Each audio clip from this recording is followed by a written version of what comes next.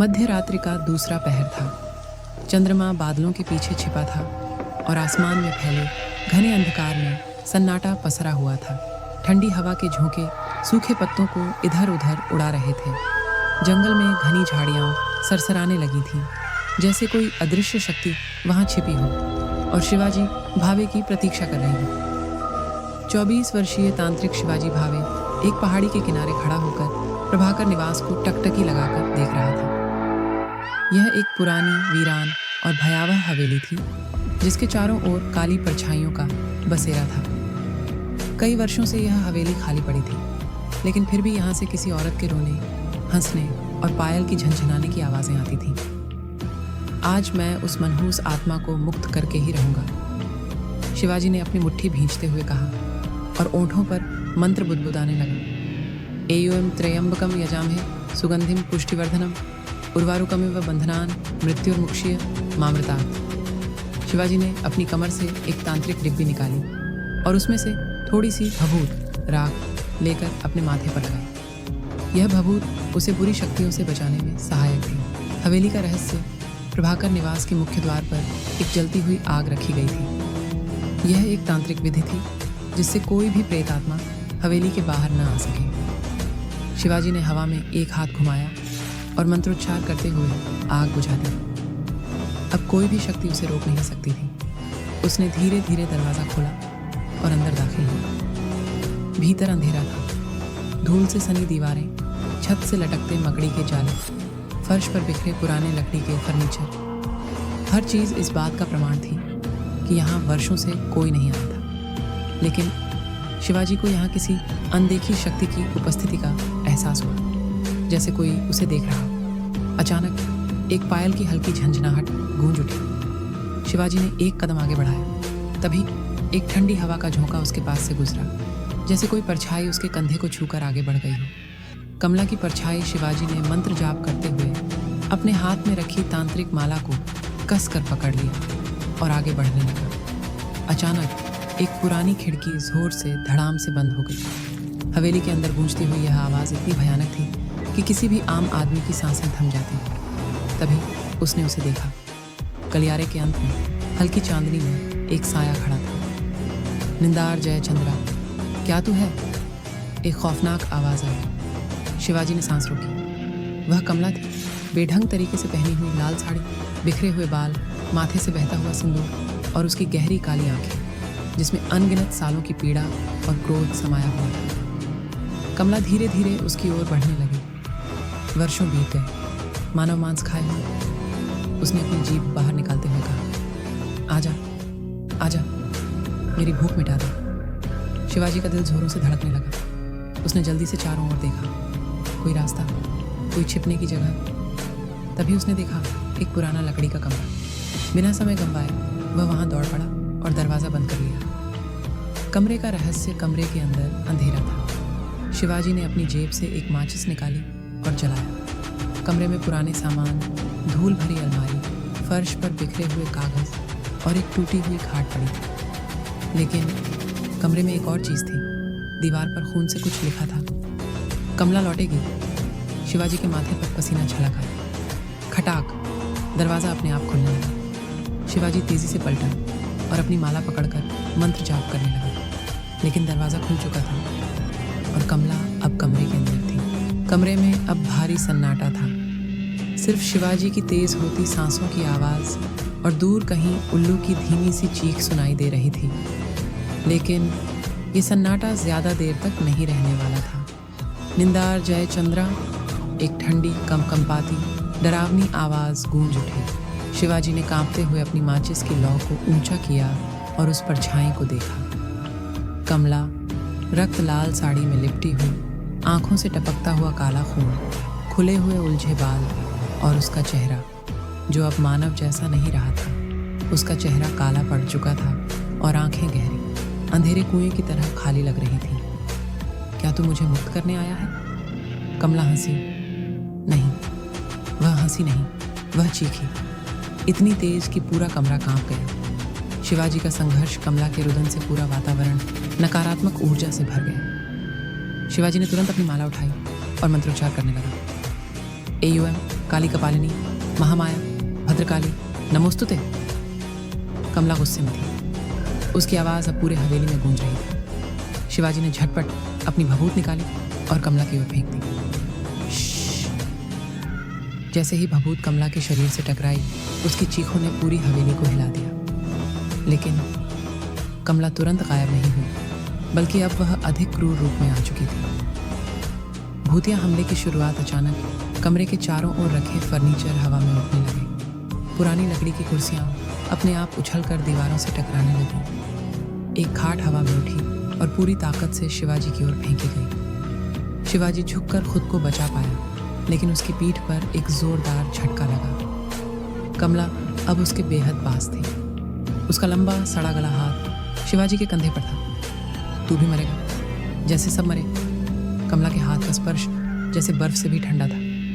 शिवाजी को लगा कि अगर वह कुछ और देर तक इसी तरह खड़ा रहा तो उसके शरीर से सारी ऊर्जा समाप्त हो जाएगी। वह तुरंत मंत्र जाप करता हुआ पीछे हटा, लेकिन कमला अब हवा में तैर रही थी और उसने शिवाजी को जमीन पर पटक दिया। शिवाजी की आखिरी उम्मीद अब शिवाजी को महसूस होने लगा कि वह इस लड़ाई को हार रहा है। कमला अब उसके ऊपर थी, अपने नुकीले गंदे दांतों को निकालकर उसे चीरने वाली थी। तभी शिवाजी की नज़र कमरे के कोने में रखी एक पुरानी हनुमान चालीसा पर पड़ी। क्या शिवाजी बचेगा? कमला अब उसे खत्म करने के लिए तैयार थी। शिवाजी के पास समय बहुत कम था। क्या वह हनुमान चालीसा तक पहुंच पाएगा? क्या वह कमला की आत्मा को शांत कर पाएगा? कमरा अब पूरी तरह से तबाह हो चुका था। हवा में उड्डते फर्नीचर, टूटी फूटी दीवारें और खून से सनी जमीन ने एक ऐसा माहौल बना दिया था जहां हर पल मौत की आहट गूंज रही थी। शिवाजी को जमीन पर पटक दिया गया था। उसके सिर में दर्द तेज हो रहा था और शरीर में जख्म गहरी छाप छोड़ रहे थे। कमला अब उसे घेर चुकी थी। उसकी आंखों में अंधेरे की गहराई और क्रोध की आग जल रही थी। उसके पास पहुंचते ही शिवाजी ने आखिरी उम्मीद की किरण खोजने की कोशिश की। उसकी नज़र कमरे के एक कोने में पड़ी, जहां पुरानी धूल भरी हनुमान चालीसा की पुस्तक रखी थी।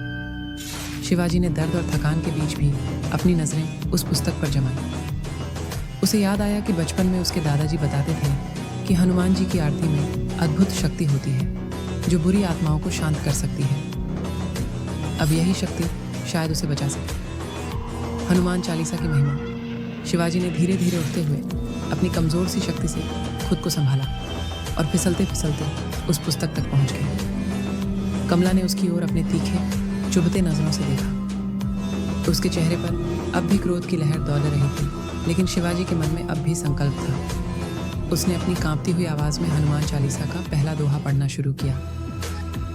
श्री गुरु चरण सरोज रज, निज मन मुकुर सुधारी, बरनऊ रघुबर विमल जसु, जो दायक फल चारी। कमला का विरोध और शिवाजी का संघर्ष कमरा फिर से कंप पाने लगा। कमला ने तेज स्वर में चिल्लाया, तू तो मेरा नाश करने की कोशिश कर रहा है शिवाजी। तेरे मंत्र, तेरी शक्तियाँ सब व्यर्थ। उसकी आवाज़ में एक अजीब सी शक्ति थी जो पूरे कमरे में भय का संचार कर रही थी। लेकिन शिवाजी ने हार मानने से इनकार कर दिया। उसने अपने दिल में थामी हुई आशा और विश्वास के साथ आगे बढ़ना चाहा। चालीसा के मंत्रों का जादू। शिवाजी ने हनुमान चालीसा के मंत्रों को ऊंची आवाज में दोहराना शुरू किया। जय हनुमान ज्ञान गुण सागर, जय कपीस तिहु लोक उजागर। जैसे जैसे उसके शब्दों की गूंज बढ़ी, कमरे के अंदर की नकारात्मक ऊर्जा में एक हल्की सी दरार आने लगी। हवा में एक नई चमक दिखाई दी, मानो किसी दिव्य शक्ति ने उसकी पुकार को सुन लिया हो। कमला ने घबराना शुरू किया। उसके चेहरे पर पहली बार भय झलकने लगा। उसके चारों ओर जमा अंधकार में कुछ हल्की रोशनी फैलने लगी। कमरे में रखी धूल भरी दीवारें भी मानो धीरे धीरे उस रोशनी के आगे झुकने लगी। अंतिम मोड़। शिवाजी ने अपनी आवाज में और अधिक जोश भरते हुए चालीसा के अंतिम दोहे पढ़े। पवन तनय संकट हरण, मंगल मूर्ति रूप, राम लखन सीता सहित हृदय बसहु सुरभूप। जैसे ही उसने ये शब्द बोले, कमरे में एक तेज प्रकाश का विस्फोट हुआ। कमला की कराहटें अब तीव्र हो गईं। उसकी भयानक छवि अस्थिर होने लगी, मानो किसी अदृश्य शक्ति के सामने उसे पिघलते देख रहे हो। कमरा झनझनाने लगा। फर्नीचर, दीवारें और दरार सब अब उस प्रकाश में विलीन होने लगे। शिवाजी को लगा कि जैसे हनुमान जी स्वयं यहाँ प्रकट हो गए हों, अपनी दिव्य शक्ति से कमला के प्रचंड क्रोध को शांत करने आए हों। कमला का अंत, कमला की चीखें अब धीमी पड़ गईं। उसकी छवि धुंधली पड़ने लगी और फिर अचानक एक तेज आवाज के साथ वह गायब हो गई। कमरे में सिर्फ वह चमक बनी रही और धीरे धीरे सब कुछ सामान्य होने लगा। शिवाजी ने अपनी आंखों में आंसू भर लिए, लेकिन उसके चेहरे पर अब भी संतोष झलक रहा था। उसने महसूस किया कि हनुमान चालीसा के मंत्रों में वही दिव्य शक्ति थी जिसने कमला की आत्मा को शांति दी। नई सुबह की उम्मीद। जब कमरे का सन्नाटा लौट आया तो शिवाजी ने अपने आप को संभाला। उसने देखा कि अब वहाँ कोई भय नहीं था और प्रभाकर निवास की दीवारें धीरे धीरे अपने पुराने रूप में लौट आने लगी थीं। उसकी सारी मेहनत और विश्वास ने कमला की आत्मा को मुक्त कर दिया था, जिससे वह अब शांति के स्वर्ग में जा चुकी थी। शिवाजी ने बाहर की ओर देखा, जहां अंधेरा धीरे धीरे हल्का होने लगा था। उसे उम्मीद की किरण दिखाई दी। एक नई सुबह, एक नया दिन। अब वह जानता था कि सच्ची शक्ति विश्वास में निहित है और जब मन में अटूट संकल्प हो तो कोई भी शक्ति अजेय नहीं होती। कमला की मुक्ति के बाद प्रभाकर निवास में पसरा हुआ अंधेरा अब धीरे धीरे छंटने लगा था। हवाओं में फैली भयावह ऊर्जा शांत हो चुकी थी और वह कोठी जो वर्षों से श्रापित मानी जाती थी अब एक सामान्य घर की तरह महसूस होने लगी थी। शिवाजी भावे, जो खुद को अब तक तांत्रिक विद्या में केवल एक साधक मानते थे, इस अनुभव के बाद पहले से कहीं अधिक आत्मविश्वासी और शक्तिशाली महसूस कर रहे थे। लेकिन उनकी यात्रा यहीं समाप्त नहीं हुई थी। आघोरी मठ की ओर वापसी। शिवाजी ने आखिरी बार कोठी के मुख्य दरवाजे की ओर देखा। उस दरवाजे के पीछे वह अतीत छिपा था जिसे उन्होंने बदल दिया था। अब उन्हें वहां रुकने की कोई जरूरत नहीं थी। रात का तीसरा पहर था जब वह जंगल के रास्ते होते हुए आघोरी मठ की ओर बढ़ रहे थे। रास्ते में अब न कोई डर था, न कोई अनहोनी का एहसास। ऐसा लग रहा था जैसे पूरा वातावरण उन्हें सम्मान दे रहा हो। हवा में अब पहले जैसी नकारात्मकता नहीं थी, बल्कि एक अजीब सी शांति थी। जब वह मठ पहुंचे तो उनके गुरुजी पहले से ही उनकी प्रतीक्षा कर रहे थे। गुरुजी ने शिवाजी को ध्यान से देखा और फिर मुस्कुराए। तूने कमला को मुक्ति दे दी, तेरा यह सफर पूरा हुआ, परंतु असली यात्रा अब शुरू होती है। शिवाजी ने हैरानी से पूछा, गुरुजी, मेरा काम तो पूरा हो चुका है, अब कौन सी यात्रा बाकी है? गुरुजी ने गंभीर स्वर में कहा, शिवा, जब कोई तांत्रिक एक प्रेतात्मा को मुक्त करता है तो वह केवल उसे मुक्ति नहीं देता, बल्कि अपने कंधों पर एक नई जिम्मेदारी भी उठा लेता है। तू अब केवल एक साधारण तांत्रिक नहीं रहा, बल्कि अब तू एक मुक्तिदाता बन गया है। नए रहस्यों का खुलासा। गुरुजी शिवाजी को मठ के अंदर एक गुप्त कक्ष में ले गए, जहां केवल दिए की हल्की रोशनी थी। कमरे के चारों ओर प्राचीन ग्रंथ रखे हुए थे। गुरुजी ने एक पुरानी पोथी खोली और कहा, शिवाजी, क्या तुझे पता है कि यह दुनिया केवल मनुष्यों की नहीं है? यहाँ कई अनदेखी शक्तियाँ भी रहती हैं। कुछ तो केवल भटकी हुई आत्माएं होती हैं जिन्हें सही मार्ग दिखाने की ज़रूरत होती है, पर कुछ ऐसी भी होती हैं जो अत्यंत विनाशकारी और दुष्ट होती हैं। शिवाजी ने सिर हिलाया। हाँ गुरुजी, मैंने कमला के रूप में इसका अनुभव किया। गुरुजी बोले, कमला जैसी आत्माएं हमेशा नष्ट नहीं होती। कुछ अपने बुरे कर्मों की वजह से दोबारा जन्म लेने से वंचित हो जाती हैं और पुनः किसी नए रूप में लौट आती हैं। शिवाजी का दिल तेजी से धड़कने लगा। गुरुजी, क्या आप यह कहना चाहते हैं कि कमला वापस आ सकती है? गुरुजी ने गंभीर स्वर में कहा, यह निश्चित नहीं, लेकिन संभावना से इनकार भी नहीं किया जा सकता। कुछ आत्माएं इतनी प्रबल होती हैं कि वे मृत्यु के बाद भी पूरी तरह नष्ट नहीं होती। लेकिन यह चिंता का विषय नहीं है। चिंता की बात यह है कि भारत के कई हिस्सों में अभी भी अनेकों ऐसी आत्माएं हैं जिन्हें शांति की आवश्यकता है, और अब यह तेरा कर्तव्य बनता है कि तू उनकी मुक्ति का मार्ग तैयार करे। एक नई यात्रा की शुरुआत। शिवाजी के सामने अब एक नई दुनिया खुल चुकी थी, जहां पहले वह केवल तंत्र मंत्र सीखने के लिए गुरुजी के पास आया था। अब वह खुद इस विद्या का एक महत्वपूर्ण अंग बन चुका था। गुरुजी ने उसे एक विशेष कृष्ण कौड़ी दी और कहा, यह तुझे तेरी नई यात्रा में सहायता देगी। यह केवल एक साधारण कौड़ी नहीं, बल्कि एक रक्षा कवच भी है। जब भी तू किसी अत्यंत शक्तिशाली आत्मा के संपर्क में आएगा, यह तुझे संकेत देगी। शिवाजी ने उस कौड़ी को अपने गले में पहन लिया और गुरुजी को प्रणाम किया। नई जिम्मेदारी, नई मंजिल। अब तक शिवाजी ने केवल एक आत्मा को मुक्ति दी थी, लेकिन अब उसे पूरे भारत में फैले उन स्थानों तक जाना था जहां लोगों को असामान्य घटनाओं का सामना करना पड़ रहा था। पहली मंजिल थी बनारस का एक पुराना किला, जहां कुछ साधुओं ने बताया था कि वहां एक आत्मा रहती है जो हर पूर्णिमा की रात को किसी न किसी को अपनी चपेट में ले लेती थी। शिवाजी ने गुरुजी से आज्ञा ली और बनारस की ओर निकल पड़ा। शिवाजी की नई यात्रा शुरू हो चुकी थी। गुरुजी द्वारा दी गई कृष्ण कौड़ी उसके गले में चमक रही थी और उसका मन पूरी तरह से नए साहस और जिम्मेदारी से भर चुका था। वह जानता था कि अब उसकी भूमिका केवल तंत्र मंत्र के साधक की नहीं थी, बल्कि वह एक मुक्तिदाता बन चुका था जो उन आत्माओं को शांति दिलाने के लिए संघर्ष करेगा जो इस दुनिया और परलोक के बीच अटकी हुई थी। उसने अपने गुरुजी से आशीर्वाद लिया और बनारस की ओर रुख किया, जहां एक प्राचीन किला था जिसे लेकर कई रहस्यमयी घटनाएं सुनने को मिल रही थी। कई लोगों ने दावा किया था कि उस किले में एक प्रेतात्मा है जो हर पूर्णिमा की रात को किसी न किसी को अपनी चपेट में ले लेती है।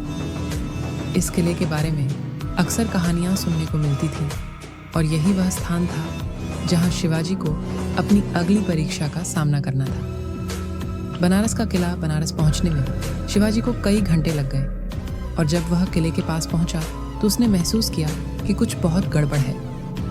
किले के आसपास का वातावरण घना और स्याह था और हवाओं में एक अजीब सी नीरवता थी। ऐसा लग रहा था जैसे यह जगह किसी खौफनाक शक्ति के प्रभाव में हो। किले की दीवारें खंडहर में बदल चुकी थीं, लेकिन उन पर लगे पुराने चित्र और नक्काशी से यह साफ था कि कभी यह किला अत्यधिक भव्य और प्रभावशाली रहा होगा। शिवाजी को अंदर जाने में कोई डर नहीं था, क्योंकि वह अब तंत्र मंत्र की शक्ति में आत्मविश्वासी हो चुका था। वह धीरे धीरे किले के भीतर घुसा। किले के अंदर की भयावहता। जैसे ही शिवाजी किले के अंदर पहुंचा, वह एक असामान्य शांति का अनुभव करने लगा। किले के अंदर एक गहरी चुप्पी थी, मानो कोई उसे देख रहा हो। हवा में एक ठंडी और भारी घबराहट महसूस हो रही थी। शिवाजी ने तुरंत अपने आसपास की स्थिति को जांचा और महसूस किया कि यह स्थान कहीं न कहीं किसी पुराने श्राप से जकड़ा हुआ था। किले के भीतर एक पुराना बरामदा था जिसमें अंधेरा था। शिवाजी धीरे धीरे आगे बढ़ते हुए उस बरामदे के अंदर दाखिल हुआ। तभी उसे अचानक एक सर्द हवा का झोंका महसूस हुआ और साथ ही कहीं दूर से एक हल्की सी खांसी की आवाज़ आई। वह आवाज़ धीरे धीरे बढ़ने लगी और उसे एहसास हुआ कि यह कोई साधारण खांसी नहीं थी। अचानक उसके सामने एक धुंधली सी आकृति प्रकट हुई। वह एक महिला थी जो सफ़ेद कपड़ों में लिपटी हुई थी। उसके चेहरे पर एक घना अंधेरा था, लेकिन उसकी आंखों में गहरी पीड़ा और क्रोध का मिश्रण था। यह वही प्रेतात्मा थी जिसका नाम किले में पहले से ही प्रसिद्ध था। प्रेतात्मा का सामना महिला की आवाज़ गहरी और घबराहट भरी थी। तुम यहाँ क्यों आए हो? शिवाजी ने बिना डरे उत्तर दिया। मैं तुम्हारी मुक्ति के लिए आया हूँ। महिला हंसी, लेकिन उसकी हंसी में भी दर्द था। मुक्ति? तुम मुझे मुक्त करने की कोशिश कर रहे हो? तुम ये क्या सोचते हो कि तुम मुझे मेरी कैद से बाहर निकाल सकोगे? शिवाजी ने ध्यान लगाते हुए अपने गुरु द्वारा सिखाए गए मंत्र का उच्चारण करना शुरू किया। वह जानता था कि यह आत्मा अत्यंत शक्तिशाली थी और उसे शांत करने के लिए उसे पूरी तंत्र मंत्र की शक्ति का उपयोग करना होगा। महिला की आंखों में आग की लपटें दिखाई देने लगी। वह तेजी से शिवाजी की ओर बढ़ी और हवा में एक घना तूफान सा बन गया। शिवाजी का संघर्ष। महिला की आत्मा ने शिवाजी को घेर लिया और वह उसे मारने के लिए दौड़ी, लेकिन शिवाजी ने अपनी तंत्र मंत्र की शक्तियों का उपयोग करते हुए उसे पराजित करना शुरू किया। उसने अपनी पूरी मानसिक शक्ति एकत्रित की और मंत्रों का उच्चारण तेजी से किया। अचानक किले के भीतर का वातावरण बदलने लगा। चारों ओर एक तेज रोशनी फैलने लगी और महिला की आत्मा असहज होकर कांपने लगी। शिवाजी ने अपनी पूरी शक्ति एकत्रित करते हुए वह मंत्र बोला जो उसे गुरुजी से सिखाया गया था। ओम ह्लीं क्लीं महाकाली महाभूत महाशक्ति महाकृपया ध्यानम कृपा देहि।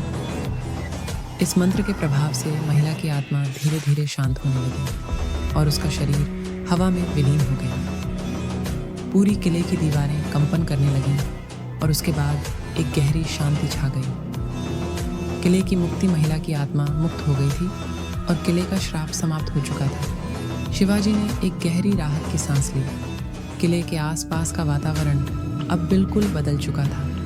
पहले जो भय और घबराहट थी वह अब पूरी तरह से शांत हो चुकी थी। किले में अब कोई डर नहीं था और वह जगह अपने पुराने स्वरूप में वापस लौटने लगी थी। गुरुजी की शरण में वापसी शिवाजी ने किले से बाहर आकर गुरुजी से संपर्क किया। उसने अपनी पूरी यात्रा के बारे में गुरुजी को बताया और गुरुजी ने उसे आशीर्वाद दिया। तुमने सही किया शिवाजी, तुम अब एक मुक्तिदाता के रूप में अपनी पहचान बना चुके हो, लेकिन यह यात्रा अभी खत्म नहीं हुई है।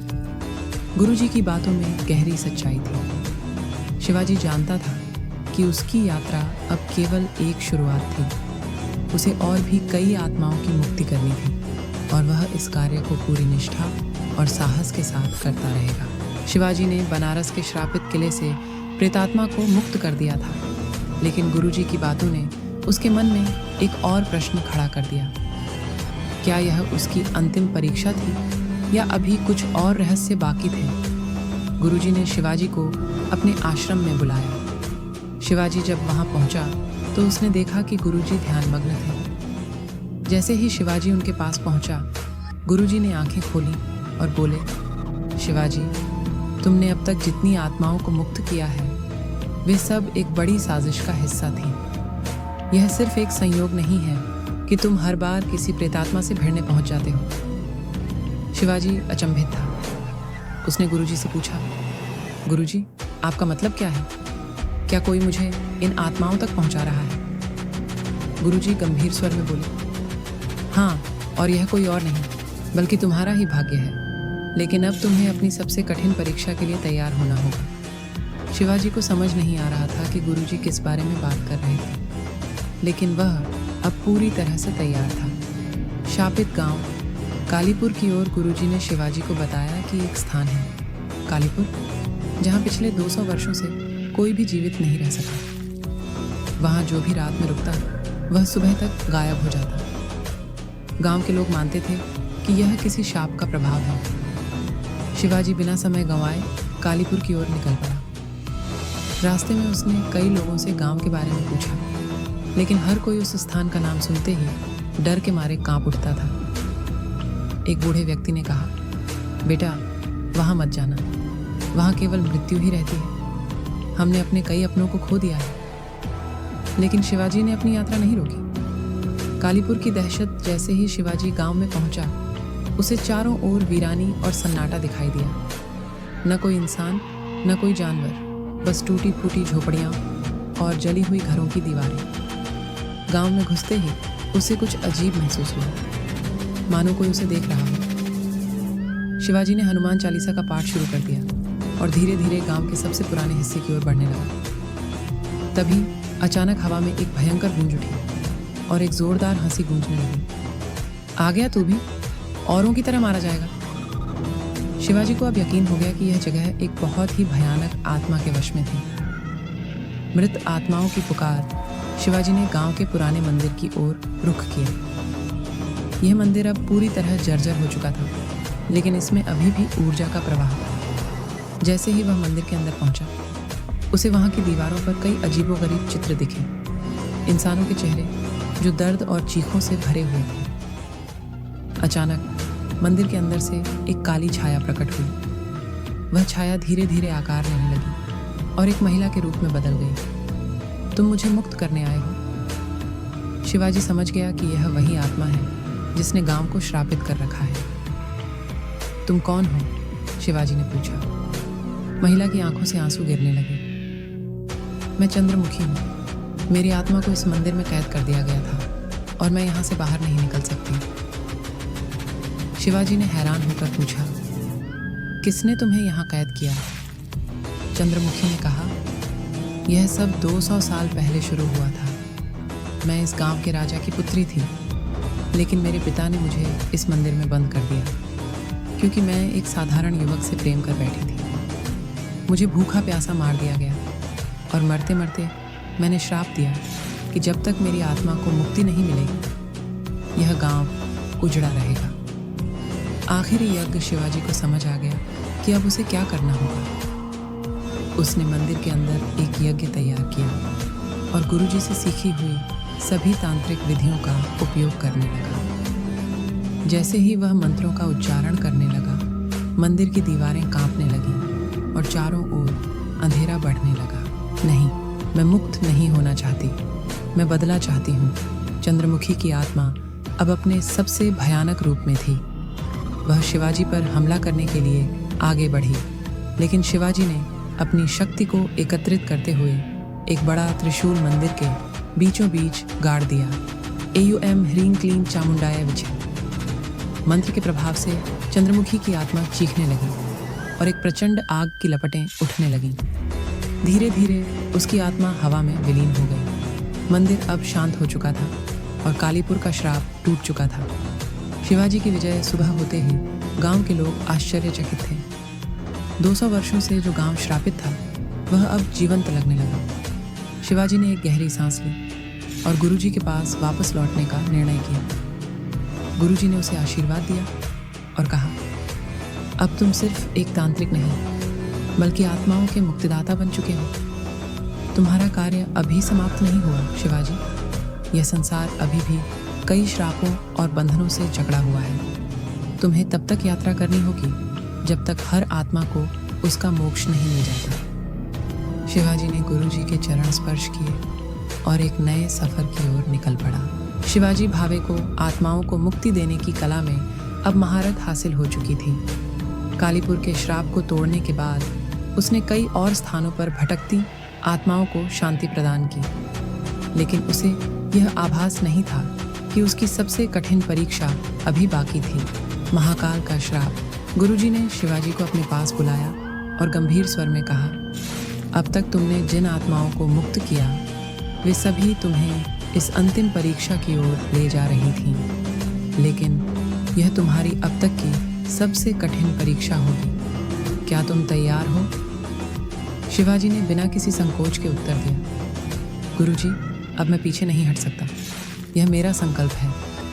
महाकाल के श्रापित द्वार। गुरुजी ने शिवाजी को एक रहस्यमयी स्थान के बारे में बताया, महाकाल द्वार। यह स्थान मध्य भारत के घने जंगलों के बीच स्थित था और कहा जाता था कि वहां जाने वाले कभी लौटकर नहीं आते। यह स्थान साधारण नहीं है शिवाजी, वहां कोई सामान्य आत्मा नहीं बल्कि स्वयं मृत्यु की छाया निवास करती है। शिवाजी बिना समय गंवाए महाकाल द्वार की ओर निकल पड़ा। रास्ते में उसे कई चेतावनियां मिली, लेकिन उसका संकल्प अडिग था। शापित मंदिर की दहलीज। शिवाजी जब उस स्थान पर पहुंचा तो उसने देखा कि वहां एक प्राचीन मंदिर था जिसके द्वार लोहे की जंजीरों से बंद थे। हवा में एक अजीब सी घुटन थी। मंदिर के बाहर एक बूढ़ा साधु बैठा था जिसने शिवाजी को देखा और कहा, तू यहाँ क्यों आया है वत्स? यह स्थान साधारण नहीं है, यहाँ महाकाल का प्रकोप है। शिवाजी ने हाथ जोड़कर उत्तर दिया, मुझे इस स्थान को मुक्त करना है बाबा। बूढ़े साधु ने गहरी सांस ली और कहा, अगर तेरा संकल्प दृढ़ है तो जा, लेकिन याद रख, यह स्थान केवल बल से नहीं बलिदान से मुक्त होगा। मंदिर के अंदर मृत्यु का तांडव। जैसे ही शिवाजी ने मंदिर के अंदर प्रवेश किया, उसे चारों ओर हड्डियों के ढांचे और अजीब सी चीत्कारें सुनाई देने लगी। मंदिर के बीचों बीच एक विशाल यज्ञ वेदी थी और वहां काले धुएं के बीच एक छाया हिल रही थी। कौन आया है मेरी शांति भंग करने? यह आवाज इतनी गूंजदार थी कि शिवाजी के रोंगटे खड़े हो गए। उसने मंत्र जाप करते हुए आगे बढ़ने की कोशिश की, लेकिन अचानक ही मंदिर की दीवारें हिलने लगीं और चारों ओर अंधेरा छा गया। अचानक एक विशाल आकृति शिवाजी के सामने प्रकट हुई। उसकी आंखें जल रही थीं और उसका चेहरा भयावह था। मैं महाकाल द्वार का रक्षक हूँ। जो भी यहाँ आता है वह मृत्यु का वरण करता है। शिवाजी समझ गया कि यह कोई आम आत्मा नहीं थी, बल्कि एक अघोरी तांत्रिक की आत्मा थी, जिसे वर्षों पहले इस स्थान पर बलिदान दे दिया गया था। अघोरी तांत्रिक की परीक्षा शिवाजी ने मंत्रों का जाप शुरू कर दिया, लेकिन जैसे ही उसने मंत्र पढ़े वह आकृति हंसने लगी। तेरे मंत्र यहाँ काम नहीं करेंगे बालक। यह स्थान महाकाल का है। यहाँ केवल बलिदान से मुक्ति मिलती है। शिवाजी को अब समझ में आया कि यह आत्मा केवल शक्ति से नहीं हारी जा सकती। उसने गुरुजी की सिखाई हुई विधियों का प्रयोग किया और मंदिर में मौजूद यज्ञ वेदी को प्रज्वलित किया। ओम महाकालाय नमः। जैसे ही उसने यह मंत्र उच्चारित किया, पूरा मंदिर जलने लगा और अघोरी तांत्रिक की आत्मा दर्द से चीखने लगी। अंतिम बलिदान। लेकिन तभी कुछ ऐसा हुआ जो शिवाजी ने कभी सोचा भी नहीं था। मंदिर की वेदी से एक और आत्मा निकली, शिवाजी की पूर्व जन्म की आत्मा।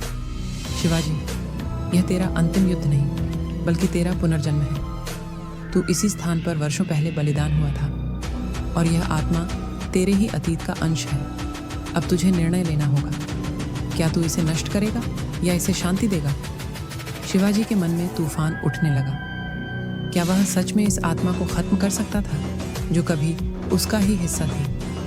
लेकिन तभी गुरुजी की आवाज़ उसके कानों में गूंजी। मुक्ति केवल नाश में नहीं, बल्कि स्वीकार में है। शिवाजी ने अपनी दोनों हथेलियां जोड़ी और नम आंखों से कहा, मैं तुम्हें नहीं मिटाऊंगा। मैं तुम्हें स्वीकार करता हूँ। तुम्हारे श्राप को समाप्त करता हूँ। अब तुम मुक्त हो। जैसे ही उसने यह कहा, अघोरी तांत्रिक की आत्मा धीरे धीरे शांत होने लगी और महाकाल द्वार से निकलकर आसमान में विलीन हो गई। शिवाजी का पुनर्जन्म मंदिर अब पहले की तरह शांत हो चुका था। श्राप समाप्त हो चुका था। शिवाजी ने मंदिर के द्वार को खोला और बाहर आया। वह बूढ़ा साधु अभी भी वहां बैठा था। उसने शिवाजी की ओर देखा और मुस्कुराते हुए कहा, तूने बलिदान नहीं दिया, पर फिर भी जीत गया। अब तू केवल एक तांत्रिक नहीं, बल्कि एक युगांतकारी मुक्तिदाता है। शिवाजी ने हाथ जोड़कर साधु को प्रणाम किया और गुरुजी के पास लौटने का निर्णय लिया। अब वह केवल आत्माओं को मुक्त करने वाला नहीं था, बल्कि स्वयं को भी पहचान चुका था। शिवाजी भावे की यात्रा उसे महाकाल द्वार तक ले आई थी।